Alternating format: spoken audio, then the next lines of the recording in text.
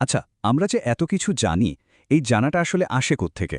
ভাবলে দেখবেন, কিছু জিনিস আমরা শিখি, দেখে, শুনে, মানে অভিজ্ঞতা দিয়ে। আবার কিছু জিনিস আছে যেগুলো বোঝার জন্য শুধু যুক্তিই যথেষ্ট।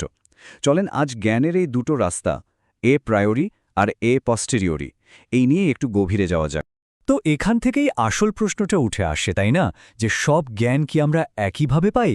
আর এই একটা প্রশ্নই কিন্তু ফিলসফির একটা বিশাল বড় শাখার, যেটাকে বলে এপিস্টিমোলজি বা জ্ঞানতত্ত্ব, তার একেবারে কেন্দ্রে রয়েছে। মানে জ্ঞান জিনিসটা কি আর আমরা সেটা পাই বা কি করে, এই নিয়েই এর কারবার। আর বিশ্বাস করুন, এই প্রশ্নটা কিন্তু শতাব্দীর পর শতাব্দী ধরে বড় বড় দার্শনিকদের মাথা ঘুরিয়ে দিয়েছে। চলুন তাহলে জ্ঞানের এই দুটো প্রধান রাস্তার দিকে একটু তাকাই। একদিকে আছে এ প্রায়োরি জ্ঞান। এই জ্ঞানটা সোজা কথায় অভিজ্ঞতার ওপর একদমই নির্ভর করে না। যেমন ধরুন, একটা ত্রিভুজের যে ৩টা বাহু থাকে, এটা জানার জন্য কি আমাদের কোনো ত্রিভুজ হাতে নিয়ে মাপতে হয়? না তো, এটা আমরা যুক্তি দিয়েই জানি। আর অন্যদিকে আছে এ পস্টেরিয়রি জ্ঞান। এটার জন্য আবার অভিজ্ঞতা লাগবেই। যেমন বাইরে বৃষ্টি পড়ছে কিনা এটা জানতে হলে তো জানলা দিয়ে উকি দিতেই হবে, তাই না? অথবা বৃষ্টির শব্দটা কানে আসতে হবে। তো এই যে দুটো আলাদা আলাদা ধারণার কথা আমরা বলছি, এগুলোকে প্রথমবার একটা শক্তপোক্ত কাঠামোর মধ্যে নিয়ে আসেন একজন বিখ্যাত দার্শনিক ইমানুয়েল কান্ট। উনি একটা খুব ইন্টারেস্টিং কথা বলেছিলেন যে হ্যাঁ, জ্ঞানের শুরুটা হয়তো অভিজ্ঞতা দিয়েই হয়, কিন্তু সব জ্ঞানের সত্যতা যাচাই করার জন্য কিন্তু অভিজ্ঞতার দরকার পড়ে না। কান্ট বললেন, কোনো জ্ঞানকে যদি আমরা সত্যিকারের এ প্রায়োরি বা অভিজ্ঞতা নিরপেক্ষ বলতে চাই, তাহলে তাকে দুটো কড়া টেস্ট পাস করতে হবে। এই দুটো হল, বলতে পারেন, এর অপরিহার্য বৈশিষ্ট্য।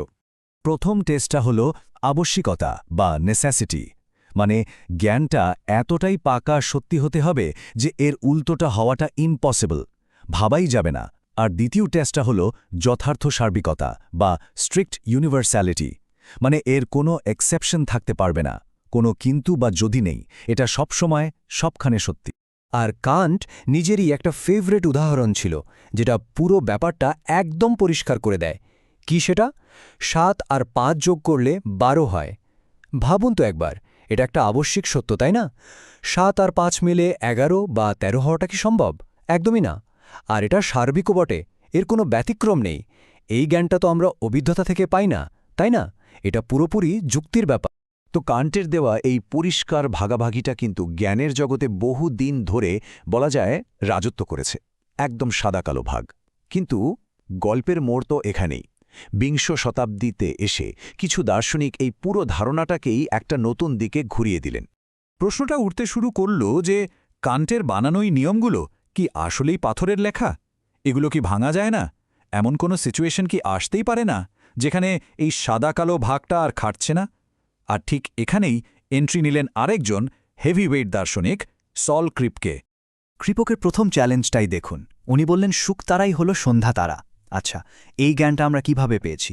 নিশ্চয়ই আকাশে তাকিয়ে, পর্যবেক্ষণ করে, মানে অভিজ্ঞতা থেকে।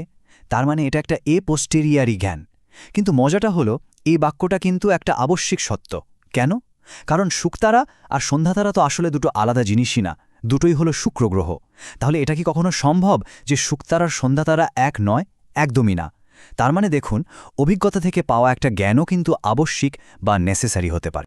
ক্রিপকের দ্বিতীয় উদাহরণটা তো আরও মজার। উনি বললেন, প্যারিসে যে স্ট্যান্ডার্ড মিটার রডটা রাখা আছে সেটার দৈর্ঘ্য ১ মিটার। আচ্ছা, এই কথাটা তো সংজ্ঞা দিয়েই সাত্যি, তাই না? ওই রডটা দিয়েই তো ১ মিটার মাপা হয়, তার মানে এটা এ প্রায়োরি।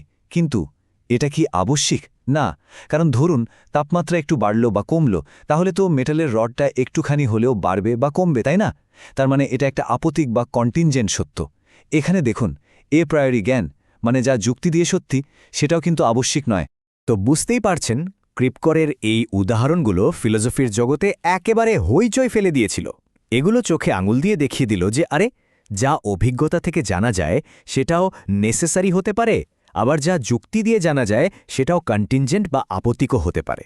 তার মানে কান্ট যে একটা ঝকঝকে পরিষ্কার দাগ টেনে দিয়েছিলেন, জ্ঞানের প্রকৃতি আসলে ততটা সহজ সরল না। এ থেকে আমরা আসলে কি বুঝলাম? মূল কথাটা হলো, এই যে বড় বড় দার্শনিক ধারণাগুলো, এগুলো কিন্তু পাথরে খোদাই করা কোনো মূর্তি নয়। এগুলো জীবন্ত। সময়ের সাথে সাথে নতুন যুক্তি, নতুন উদাহরণ এসে এগুলোকে বদলে দেয়, আরও উন্নত করে।